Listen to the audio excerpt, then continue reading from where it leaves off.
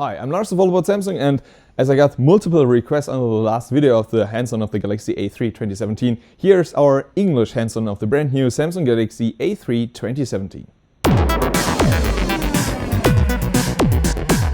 What's the A3 2017 about? Well, if you think back of late 2014 with the first generation of the Galaxy A series, Samsung introduced some premium mid-range devices with some specs which are actually worth to pay for.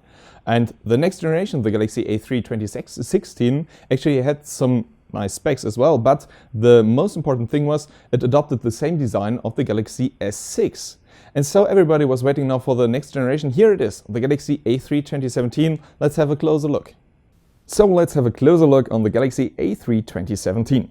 If you turn the device around, you will quickly notice that Samsung is now rounding the edges of the glass of the back side. This is a feature found on the Galaxy S7 or Galaxy Note 5.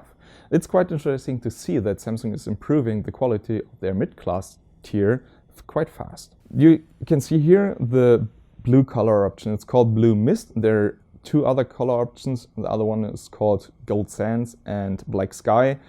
Actually, the blue version is really nice. There's no white option. This is quite strange. And there's a peach color option, only available online. I didn't see this before. The blue version is really depending on the light actually falling on the device. If you have a really bright and blue light, this is almost white. Now we have kind of a yellow lightning, and you can see it's almost blue-grayish. It's quite a strange color actually, but I really do like it. On the back side you can see another design feature. Now the camera is almost the same level as the rest of the back side. This is a feature we already know since the Galaxy S7. Samsung used it first there, and I really do like it that there is not such a huge camera bump as found on the Galaxy A3 2016. Here a Galaxy S7 Edge in comparison. You can see it's almost on the same level. On the back side there's just a small LED, and another thing I really don't like about the backside is actually it reminds me of the Galaxy S3, you know? It's a little bit rounded and I don't like this so much. When you turn the device slightly, you can see now the bezel of the device is in the color of the rest of the device. This is something new as well, because on the Galaxy A3 and A5 this wasn't the case. Especially on the black version of the Galaxy A3 and A5 2017, you can see this is really nice, because now the bezel in the black color option makes the device looking pretty cool and pretty badass as well. When you turn the device around, you can see the display. It's actually a 4.7-inch HD display. It's an AMOLED display, so the colors are pretty vivid. I do like them as well. And when you turn it around, you can see on the left side two volume control buttons. On the right side, you can see a power button and something strange. Because when you look at the downside of the device, you can actually see a USB Type-C interface and the 3.5mm jack, but no speaker. When you look at the Galaxy S7, actually, you can see a speaker on the downside. So where is the speaker now? The speaker on the Galaxy A3 and A5 2017 is now found on the right side of the device, just right above the power button. And this is something strange, because now you have a speaker just on one side. It's no stereo speaker, so you don't have a speaker on the left side. And on the right side, you have just one speaker. And first I was like, okay, this is strange. But actually, when you think about it, you are holding your device normally like this. And like this, you won't block the speaker, or you're gaming and you are holding the device like this. Then you are normally blocking the speaker here, but there is no speaker, and the speaker up left, well, you won't block it that easily. I think it's quite a nice idea. Actually, I'm not totally sure if the sound is still good. I'm willing to try it later maybe, but not in this video. When you turn the device on, you can see something new, because when you're going to the apps and to the settings, you see that Samsung is using Android 6.0 on this device. This is totally not a new Android version. I think using Android 6.0 in 2017 is quite a shame. Samsung should have used maybe Android 7.0 Nougat. Well, maybe this is coming later. At least Samsung is adopting the Grace UI they introduced with the Galaxy Note 7. When you scroll down the notification bar, you can see here, this is the same Grace UI with the blue light filter and the secure folder. And when you're going to the settings, you can see the Grace UI as well. I really do like this one as well. And when you're going to the settings, you see screen and security. And when you're going in the security option, you can see a fingerprints option. The Galaxy A3 2016 didn't have a fingerprint scanner. The Galaxy A3 2017 actually features a fingerprint scanner in the home button. So when you're going to the fingerprint scanner, you just have to set up a pattern. Then you have to use your fingerprint like used on the Galaxy S6 or S7. So it's quite a fast scanner. I can't do this on this sample, but it's quite nice to see that that Samsung actually improved this feature and added on the Galaxy A3 2017. Another feature Samsung actually improved is the camera. On the backside, Samsung is using a 13 megapixel camera, and on the front, Samsung is using an 8 megapixel shooter. So when you're going to the camera, you can see now in the settings, the resolution, it's 30 megapixel, and the video size is actually just full HD, but I think this is totally fine for most of the users.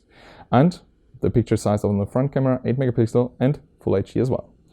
And there's another thing quite nice to see. Samsung improved the internals as well. Of course, it's just a mid-range device, but the specifications are quite interesting as well. So when you're heading to an app like CPU Z, you will see that Samsung is using a 1.6 GHz clock CPU. It's not totally sure, but it should be the Exynos 7870, which is an octa-core CPU clocked at 1.6 GHz. It's a mid-range CPU as well, but I think it's totally fair for such a mid-range device. You have 2 GB of RAM, which should be fine as well, and you have 16 GB of storage. Actually usable are about 10 GB, and you can actually expand this storage using a micro SD card. The battery is actually 2350 milliamp. This is just a small battery, but you have a small device.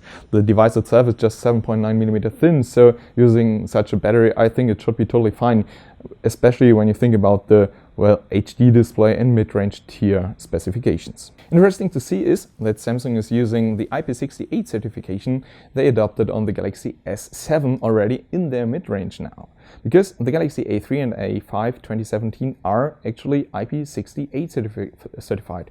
So you can use them about 1.5 meter underwater for 30 minutes. Well, you shouldn't, but actually it's kind of a life insurance. So, well, this is quite a nice feature on the Galaxy A3 and A5 2017. So it's quite a packed device, but there is one feature missing, some people maybe say.